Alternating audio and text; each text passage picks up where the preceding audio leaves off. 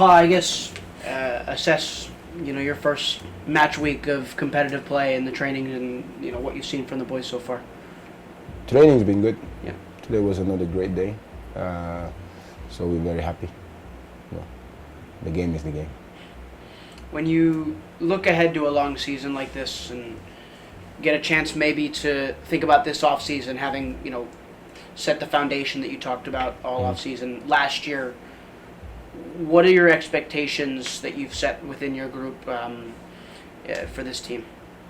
Our expectation is to be the best we can be every single day.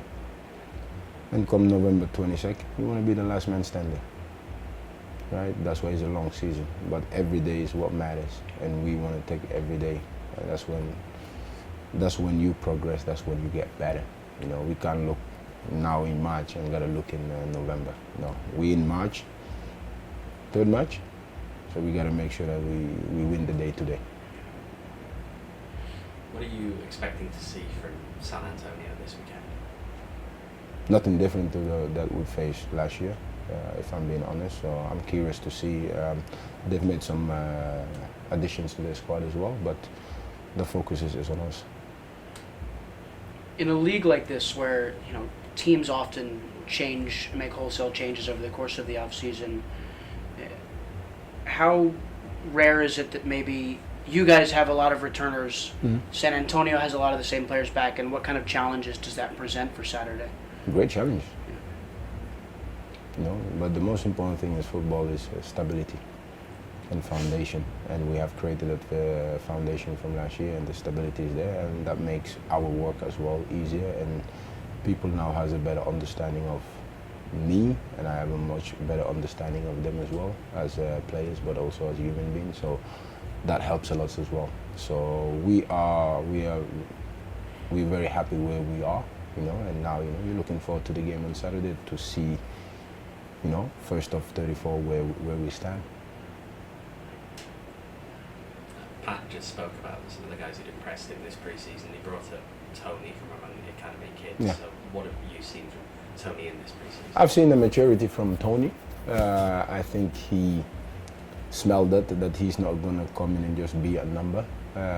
Because when we went to saw the flex game against Dallas, he was head and shoulders above everybody, and he came into pre-season with a different mindset that we love, and also I think he's commanded the respect of the players, which also has helped. So for us, we never look at age, we never look at who you are, like we look at what can you bring and do for Phoenix Rising. That's the most important part. But he has showcased himself and put himself in position. So you just got to keep going. Do you think he's in a position now where he's going to be in and around the first team, that conversation? Yeah, that's going to be up to the play itself, like I always say. Everybody's in contention, everybody is in discussion, but it's how do you also keep yourself there? And we know and expect that as a young players there will be ups and downs, and it's for us to keep helping and guiding them, to create that consistency and that stability for themselves, But where he is right now, I think he's in a great space, mentally as well as physically. So it's for us now to monitor him and see how he's doing day by day. What's the one part of Eric's game that you think has developed the most from the end of last season to right now? Well, I think for him it's also mostly recognizing when can we go, when can we secure the ball, and that is something that we're working with him on. But he's such an exceptional person. He will do anything for this team, and I think it will be very important. He is going to be very important to us and to what we want to achieve and build here. So every day, he want to progress, he want to get better. So he's never satisfied, and that is a fantastic trait to have. So we keep developing step by step because he's still young. Any questions, Nora? How is the team doing injury-wise at the moment? Very happy. How would you describe then Kelvin's recovery? We've barely seen him, I feel, on the field in game time. Who? Nah, he's not. Kelvin showed us flash of what he's capable of.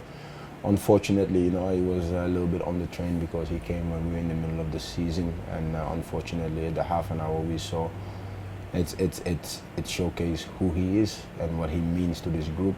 But not only what I love the most also about him, that he's also taking guys in. You know, even though he's not playing, he's been injured, but he's been a leader, helping players. You know, and we're gonna need him, and he knows that. But also we want him also to gradually take his time, because there's no need to rush him, because you rush people and they get a setback. That's not what we need. Headlines in the Premier League from this last weekend in Leeds, obviously fans booing the break for players to break their fast. Yeah. For you, as you know, not just as a Muslim yourself, but as a coach of Muslim players, Yeah. what is your reaction to that and having that? I turn it off.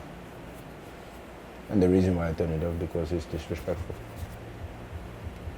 Because the game belongs to everybody, right? And at that moment, I think fans could have done a better job showing respect to somebody's religion and have an understanding. Because I think that's a little bit part that we're missing nowadays. The world, we're quick to judge, but we're not quick to understand or willing to truly understand, right? So for me, I didn't like it. I felt that was a disrespectful thing to do. You know, there you have a player who's given everything that he has, not having food in himself, and he's asking you for a couple of seconds that he can get a bite in his body and fuel himself to able to play again and help you win, and you booing him.